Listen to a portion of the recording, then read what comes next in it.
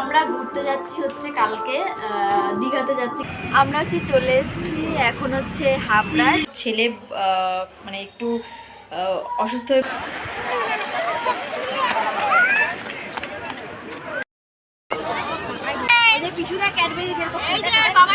Hello everyone, তো তোমাদের তো লাস্ট ভিডিওতে বলেইছিলাম যে আমি যাচ্ছি দীঘাতে ঘুরতে 3 দিনের জন্য। আর এখন সন্ধ্যেবেলা করছি হচ্ছে ব্যাকপ্যাকিং। লাস্ট ভিডিওতে তোমরা দেখেছিলে আমি কিছু শপিং করে নিয়ে এসেছি, তো সেগুলোই আর কি এনে আর এখন হচ্ছে প্যাকিং স্টার্ট করব।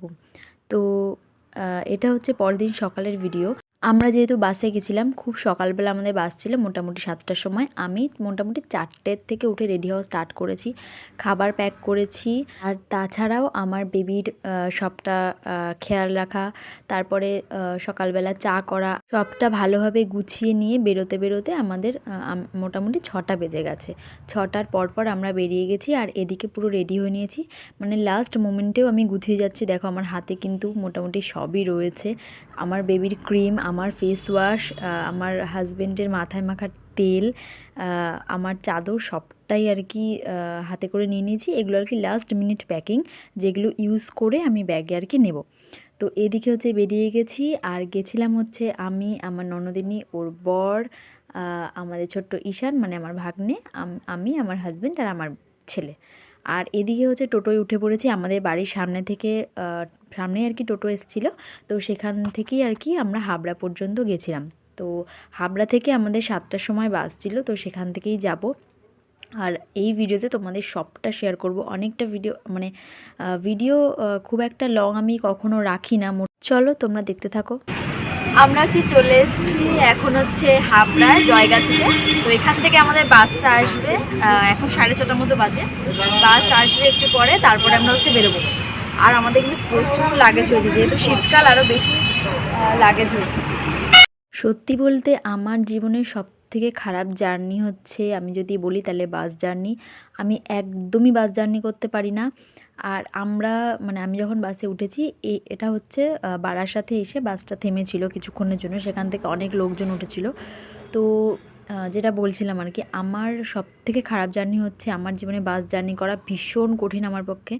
মানে আমি 5টা মিনিটও বাসে আমার থাকলে আমার আর কি সাফোকেশন হয়, বমি হয়, মানে বিভিন্ন রকম সমস্যা হয়, মাথা ঘোরায়।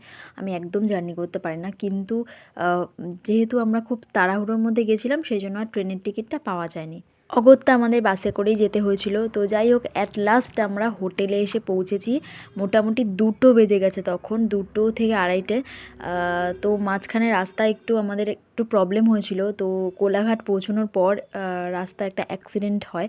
একজন বয়স্ক মহিলা আর কি, ওনাকে একটা গাড়িতে ধাক্কা মারে। তো সেখানে অনেকক্ষণ আমরা আটকে যাই, সেই জন্য অনেকটা লেট হয়ে গেছে। তো এই খাবারগুলো আমরা হাবড়া থেকে কিনে নিয়েছিলাম, ভেবেছিলাম হয়তো কোলাঘাটে হয়তো গাড়ি দাঁড়াবে, যেহেতু ওখানে অনেকটা লেট হয়ে গেছে। তো আর কোনো খাওয়া দাওয়া হয়নি। তো এখন হচ্ছে খাওয়া দাওয়া করে নিয়েছি, যাব হচ্ছে একটু বিচের দিকে। এখন কোনো রকম ফটোশ্যুট করবো না, সব হবে কালকে।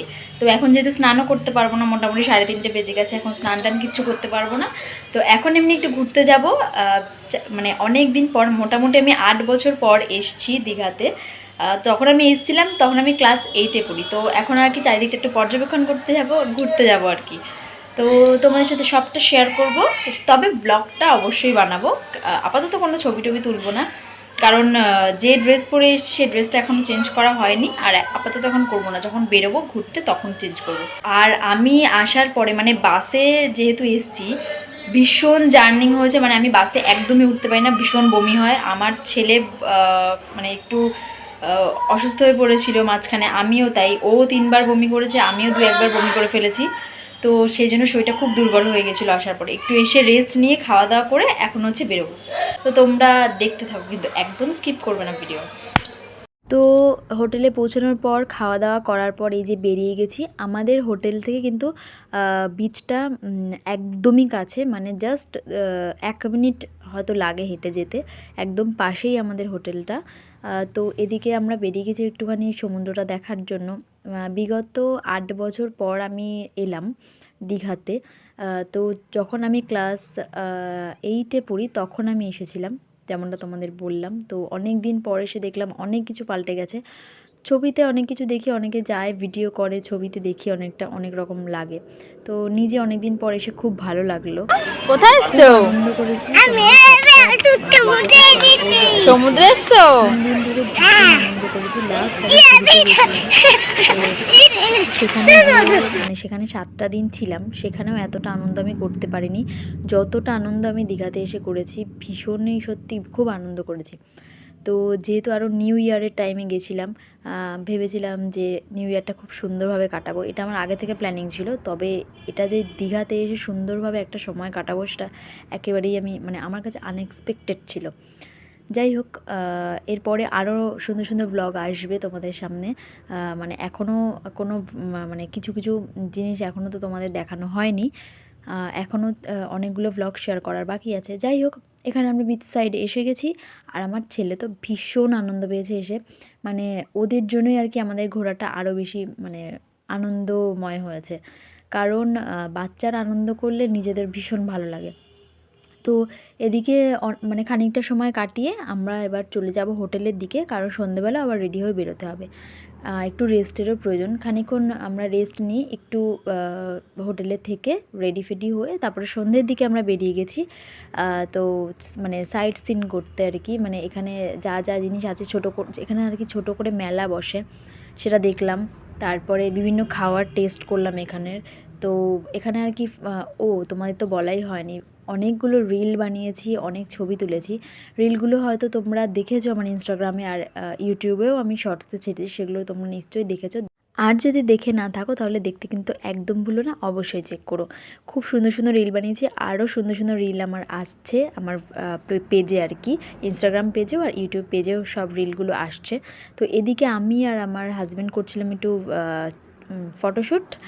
আর এদিকে দুটো বেবি মানে আমার ভাগ্নে আর আমার ছেলেরও টুকটাক আর কি ছবি তুলেছি। সন্ধেবেলা না চাটা না হলে আমার একদমই ভালো লাগে না। মানে মনে হয় সব কিছুই আছে কিন্তু কিছু একটা নেই। তো চা খেতে ভীষণ ভালোবাসি। যাই হোক, খুব একটা দুধ চা তো সবসময় খাওয়া হয় না। তো বাইরে যেহেতু বেরিয়েছি তাই একটু দুধ চা নিলাম। আর এখান থেকে আর কি স্টিম মোমো নিয়েছিলাম।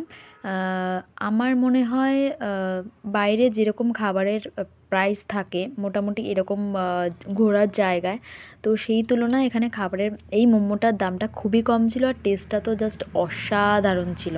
মানে কি বলবো, মোট 40 টাকায় আমাদের 6টা মোমো দিয়েছিল। তো যেহেতু আজকে অনেকটা জার্নি করে এসেছি, মোটামুটি 7 ঘন্টা জার্নি করে এসেছি, তো শরীরটাও ভীষণ ক্লান্ত ছিল। আবার ঘুরতেও আসতে ইচ্ছে করছিল। তো এদিকে একটু টুকটাক খাওয়া দাওয়া করে হোটেলে ফিরে ডিনার করে শুয়ে পড়বো। যাই হোক, ব্লগটা আজকে এই পর্যন্তই। কেমন লাগলো অবশ্যই কমেন্টে জানিও। আরও নতুন নতুন ব্লগ আসবে। টাটা।